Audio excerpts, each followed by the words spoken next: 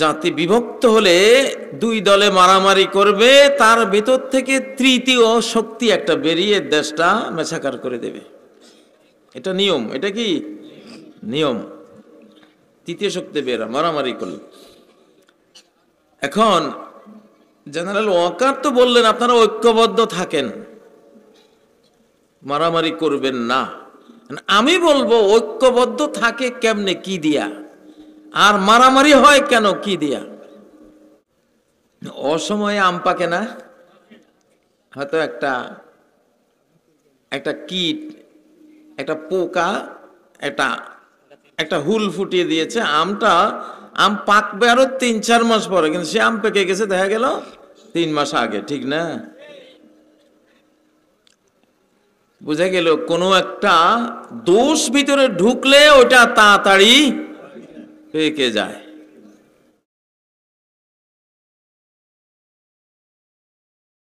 এমন কোন বস্তু নেই যা আল্লাহর তাসবিহ জপে না, এমন কিছুই নাই। সকল কিছু আল্লাহর তাসবিহ জপে। আমাদের চোখের এই পাতাগুলো আল্লাহর তাসবিহ জপে, মাথার চুলগুলো, শরীরের পশমগুলো আল্লাহর তাসবিহ জপে। আমরা যখন খেতে বসি আমাদের প্রতিটি ভাত, প্রতিটি খাদ্যের কণা আল্লাহর তাসবিহ জপে। এজন্য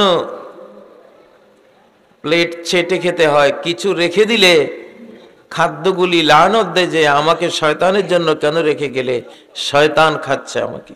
কুল সৃষ্টি জগতে জীবিত আল্লাহর কাছে। সবাই জীবিত কার কাছে? আল্লাহর কাছে।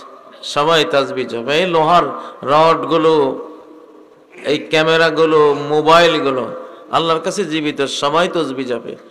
এখন বিজ্ঞানীরা এগুলি দেখতে পাচ্ছে যন্ত্র দিয়ে যে সবার মধ্যে সাউন্ড আসতেছে, কম্পন আসতেছে, আলো ফ্লাশ হচ্ছে, মহাশূন্যে ফেরেশতাদের তাসবিহ জপার, চন্দ্র সূর্য ইত্যাদি তাসবিহ জপার সাউন্ড রেকর্ড হচ্ছে। নুরিহিম আয়াতিনা ফিল আফাক, আমি দিক দিগন্তে, আকাশে, জমিনে সর্বত্র আমার নিদর্শনগুলো মানুষকে তাদের চোখ দিয়ে দেখতে পারে এমন করে শো করব, দেখাবো আমি।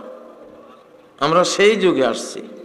এখন শুধু কোরআন শোনার বুঝার যুগ না, কোরআন দেখারও যুগ। এখন কোরআনের আয়াত এখন দেখারও যুগ। কি আমার ওয়াজের বিষয়বস্তু হলো কাটার সময় হয়েছে, ধান পাকছে, এখন কাটার সময় হয়েছে। হয়তো বা ভাবছেন ধান পাকছে, কাটার সময় হয়েছে, ধান কাটার সময় হয়েছে। অনেকেই চিন্তা করতেছেন কি বিষয় নিয়ে আজকে কথা হবে। তাহলে এই ধান বলতে কোন ধান? এটা কি ক্ষেতের ধান? এটা ক্ষেতের ধান না, এটা হলো মানুষ ধান। কি ধান? মানুষও ধান গাছ, মানুষও গমের গাছ, মানুষও ভুট্টার গাছ। আল্লাহ তাআলা মুহাম্মদ সাল্লাল্লাহু আলাইহি সাল্লাম আর তার সাহাবীদেরকেও শস্য ফসলের গাছের সাথে তুলনা দিয়েছেন।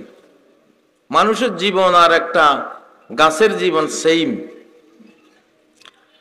কাযারইন আখরাজা শাতাহু ফাআযারা, মুহাম্মদ সাল্লাল্লাহু আলাইহি সাল্লাম আর তার সাহাবীরা যেন কাযারইন, একটা ফসল, শস্যের গাছ, আখরাজা শাতাহু, তার পাতা মাত্র মেলেছে, ফাআযারাহু, তারপর সেটাকে শক্তিশালী করেছে, ফাস্তাগলাজা, ধানের মোছা দেখেন না, ধানের মুঠা প্রথমে একটা, পরে আস্তে আস্তে আরো 3-4টা বের হয়, গোছা বের হতে হতে পারে এরকম হয়। ফাস্তাগলাজা ফাস্তাওয়া আলা সুকে, এটা এত মোটা হয়, শক্তিশালী হয়, তখন তার হাঁটুর উপরে, কাণ্ডের উপরে দাঁড়ায়, ধানের গোছাটা শক্ত হয়ে দাঁড়ায়। ঠিক না? এটা মুহাম্মদ সাল্লাল্লাহু আলাইহি সাল্লাম আর সাহাবীদেরকে তুলনা করেছে যে মোহাম্মদ একজন ছিল, একজন থেকে আস্তে আস্তে আবু বকর আসলো, খাদিজা আসলো, আস্তে আস্তে হযরত আলী আসলো, বেলাল আসলো, আস্তে আস্তে মোটা হইতে হইতে এরপরে বেশ শক্তিশালী, এরপরে এই এক গোছা সংখ্যায় অনেক হয়ে গেল, ঠিক না? মানুষের জীবনটা ফসলের গাছের মতো, আল্লাহ নিজেই যিনি বানিয়েছেন মানুষ আর ফসল তিনি বলতেছেন। সূরা কাহফে আল্লাহ বলেন, ইন্নামা মাসালুল হায়াতিদ দুনিয়া কামা, তোমাদের যে জাগতিক জীবন, পৃথিবীর জীবন, একটা উপমা উদাহরণ দিয়ে বুঝো, যেন আকাশ থেকে আমি পানি নাজিল করেছি, বৃষ্টি দিয়েছি। কামাইন আনজালনাহু মিনাস সামা, আমি আকাশ থেকে বৃষ্টি দিলাম। ফাখতালাতা বিহি নাবাতুল আরদ, ওই পানি পেয়ে তার সাথে মিলেমিশে বেড়ে উঠলো মাটির উদ্ভিদ, ফল ফসলের গাছ। আল্লাহ বলছেন তুমিও ওই রকম মাটিরই উদ্ভিদ, আমি ধান গাছটাকে যেমন মাটি থেকে সৃষ্টি করেছি, তোমাকেও মাটি থেকে সৃষ্টি করেছি। তাহলে আমি যে বললাম ধান কাটার সময় হয়েছে, এই ধান কাটা মানে মানুষ কাটার সময় হয়েছে। ক্ষেতের ধান কাটে ওই ধানের গৃহস্থ, আর এই মানুষ নামক ধানের গৃহস্থ কে? আমি দেখি এখন মাথাগুলি পাকছে, আমাদের মাথাগুলি পাকছে। নোয়াখালীতে কি কয়, দানের সময় হয়েছে নাকি কয় না? কামলা বদলা মুনি ভাইয়েরা কই যা, দান দাইতে যাইতেছে, দান দাইতে যাইতেছে মানে কাটতে যাচ্ছি। এখন পৃথিবীতে, শুধু বাংলাদেশে না, সারা পৃথিবীতে এখন ধান কাটার সময় হয়েছে। মানুষের কল্লাগুলি পাকছে, এটা হলো এখন ধানের শীষ। মাথাগুলি কি? ধানের শীষ। যিনি গৃহস্থ মালিক, যিনি এই ফসল করেছেন, তিনি এখন কাটবেন। যেগুলি পাকি গেছে এগুলি কাটবেন, আর যেগুলি পাকে নাই ওগুলি থাকবে। কারা কারা পাকতে চান? পাকাগুলি কাটা পড়বে, এখন পাকা যাবে না। কাঁচা সবুজ থাকতে হবে। কি থাকতে হবে? সবুজ সতেজ থাকতে হবে। সবুজ সতেজ থাকা যায় কি দিয়া, আর পাকে কি দিয়া এটা বলবো।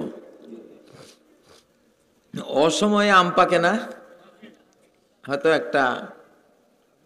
একটা কীট, একটা পোকা, একটা হুল ফুটিয়ে দিয়েছে, আম পাকবে আরো ৩-৪ মাস পরে, কিন্তু সে আম পেকে গেছে দেখা গেল ৩ মাস আগে, ঠিক না? বুঝা গেল কোনো একটা দোষ ভিতরে ঢুকলে ওটা তাড়াতাড়ি পেকে যায়। তা আল্লাহ তো আমাদেরকে দিয়েছেন, আমরা সাধারণত নেক আমল করতে করতে করতে করতে ৭০, ৮০, ৯০ বছর পরে আসতে নিজেরা একেবারে যথা সময়ে পরিপক্ক হয়ে আমরা মারা যাব। কিন্তু যদি অসময়ে দোষের কারণে, ভাইরাসের কারণে, জীবাণুর আক্রমণের কারণে অসময়ে পেকে গেছে, তাহলে তো এগুলি সমস্যা। এগুলি কি করতে হবে? এগুলি অসময়ে পাকছে, তো পাকা ধান কি খেতে রাখে না, কাটি ফেলে?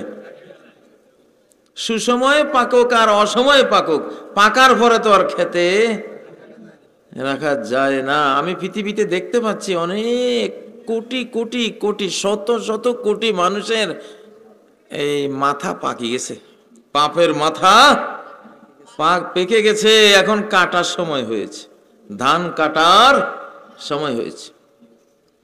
আমাদের সেনা প্রধান জেনারেল ওয়াকার গতকালকে একটা কথা বলেছেন যে তোমরা ঐক্যবদ্ধ থাকো, মারামারি হানাহানি করো না, করলে বাংলাদেশের স্বাধীনতা, সার্বভৌমত্ব বিপন্ন হবে। কথাটা সঠিক, বাস্তব। জাতি বিভক্ত হলে দুই দলে মারামারি করবে, তার ভেতর থেকে তৃতীয় শক্তি একটা বেরিয়ে দেশটা মেছাকার করে দেবে। এটা নিয়ম। এটা কি নিয়ম? তৃতীয় শক্তি বেরা মারামারি করলে।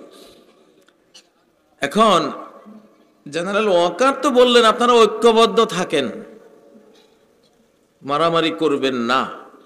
আমি বলবো ঐক্যবদ্ধ থাকে কেমনে, কি দিয়া? আর মারামারি হয় কেন, কি দিয়া? জানা উচিত কিনা? আমি ঐক্যবদ্ধ থাকতে চাইলেও পারবো না যদি ঐক্যবদ্ধ থাকার যেই মূল কাজ, চেতনা, বিশ্বাস, বক্তব্য, কর্ম আমার জীবনে না থাকে, আমি ঐক্যবদ্ধ থাকতে পারবো না। ঐক্য তৈরি করে কি, কোন জিনিসে? যেমন 100 গরু, এটাকে আপনি এখন ঐক্যবদ্ধ করবেন। ঐক্যবদ্ধ করতে হলে রাস্তা দিয়ে 100 গরু চালাইতে হলে একটা রশি দিয়া কি করা লাগে? বাঁধা লাগে না? কসাইরা যে গরু নিয়ে যায় দেখেন না, একটা বিশাল রশি দিয়া বাঁধা একজনে নিয়ে যায়। এখন আমরা ঐক্যবদ্ধ হইতে হলে একখান রশি লাগবে। কি লাগবে? ওয়াতাসিমু বিহাবলিল্লাহি জামিআ